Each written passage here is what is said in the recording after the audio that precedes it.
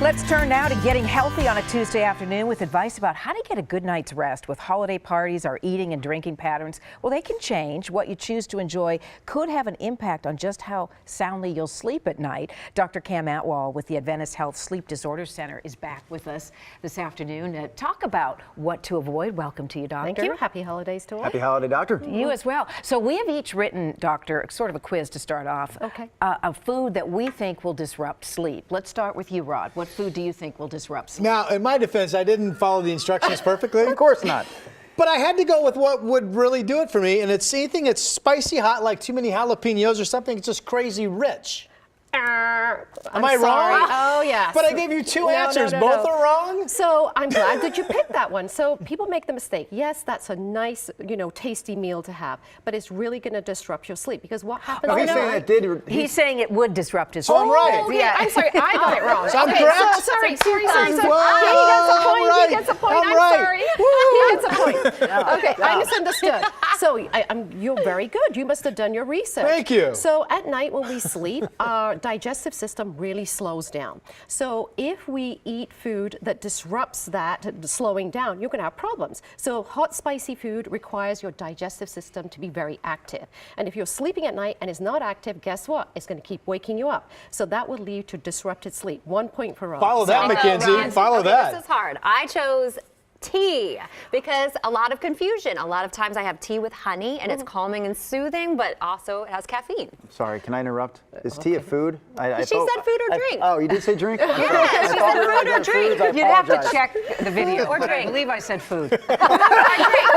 It's lovely doctor. We got signals mixed today. right. So, Mackenzie, the answer to your question is it depends what kind of tea. So, chamomile tea with honey, great. Black tea that has some caffeine in it, probably not a good idea. Tea with valerian root, great way to get some sleep. So, it depends on the tea. Green tea can be stimulating, black tea can be stimulating. So, it depends the amount of caffeine in the tea. So partial credit. Partial credit. See, half that's a half a point. point. Half a point. I love it. Drew. All right. Well, I already know I'm the almost answer. scared to see his answer. It's basically more specific than Rod's, but Rod's same idea here. Nacho. Nacho! So you get a Nachos. point too, Rod. So fatty, greasy food. Again, your digestive system needs to be very active to metabolize that. And Yes. at night, if it's quiet, it's going to wake you up to say, hey, digest those nachos. And wake my wife up, I tell you. Exactly. Oh no. In many ways than one, maybe, huh? We're looking at greasy, fatty foods here just to whet your appetite and what not to eat. So mine is chocolate. Okay, so Chocolate. chocolate, let's talk about that. So chocolate has caffeine in it, right? And it depends on what kind of chocolate you get. So if it's a sugary chocolate with a lot of caffeine, absolutely right, you get a point because it's going to disrupt your sleep. So you guys did amazing. But what about the basic milk chocolate, like a Hershey's bar? Okay, so let's talk about now the flip side, what kind of helps you sleep. So you know the old tale about drinking hot milk at night. Right. So milk has tryptophan in it, and tryptophan is a precursor to melatonin. Melatonin, as we learned in previous segments, helps you sleep. So, warm milk, is actually helpful. If you put a lot of hot chocolate in it with a chocolate in it, that's got the caffeine in it, so it could balance it out a little bit. Let's take a look at a list of some of the other foods that you're recommending to avoid. Some of those being, well, this is I guess when to eat and what to eat. What in terms foods of help your you see schedule. better so I can read the print on the screen? Here's the foods associated with Here we see insomnia. some bacon. Rod, sorry, bacon's on there. Cheese. Why cheese, doctor? So Yeah. cheese again, high fatty, and it depends on what kind of cheese. Some cheese is good for you, like so you don't want to get the cheese that's too aged. Like mozzarella, a little stick of mozzarella at nighttime might be okay. Okay. But like as Drew was saying that he got the nachos, got a lot of cheese with the fat on it. That's going to be hard to Right digest, before bed. right? You know you right love before that. bed. But there is a list of healthy snacks that you can eat because you don't want to go to bed really full because then you're going to have a hard time digesting, reflux, disrupt your sleep. But you don't want to go to bed too hungry either, right? So snacks that are really good. Cherries, high in melatonin, very good. Kiwis are good. Bananas are good. Hard-boiled egg. A little bit of cereal, whole grain cereal with milk is good. So these are some snacks that we can do before bedtime to help us sleep. What's the cereal. cutoff, would you say? 2 to 3 hours before bed, stop eating, or? Yeah, good point, Mackenzie. So I would usually say cut your meals off at least 3 hours before Okay. bedtime.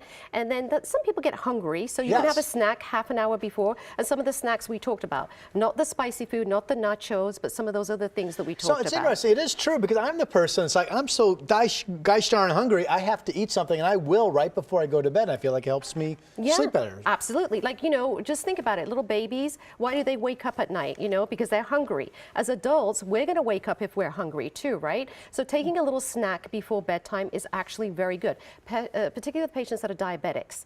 Because if you don't take that little snack before you go to bed, Blood the sugars sugar. can dip and that will Interesting. wake you up. Quick final question, because we didn't get to the drinking. Yes. No wine at all? You try to get Now, there. I like my wine too, so I'm not going to say no wine at all, and it is the season. So this is the thing about alcohol, folks. Will it get you to sleep? Yes. But will it allow you to have quality sleep? No. It'll be disrupted sleep. So this is a general rule. Cut off your alcohol drinks 3 hours before bedtime. Average 8-ounce glass of wine takes 3 hours to metabolize that. So every drink, 2 glasses of water, it could speed up the Well, metabolism. we have to ask. Let's say it's been one heck of a party, and you're not driving, you've had 6 glasses of wine. Yeah. You're telling me I will sleep, but it won't be a restful sleep. No. So what will happen is, so what I advise if you do that, go home, drink a lot of water to try to flush that alcohol out. Yes, you'll get to sleep, but right around 2 or 3 in the morning, you're going to wake up. That's okay. I and go to you're work gonna- at that time. You're set. And wait, will the alcohol metabolized by that point? Oh, well, we'll get into that on another segment. yeah. Dr. Atwal with Adventist, thanks so much for Thank coming you, by. and We you really guys have been appreciate your good. advice. Thank Really, you. really Thank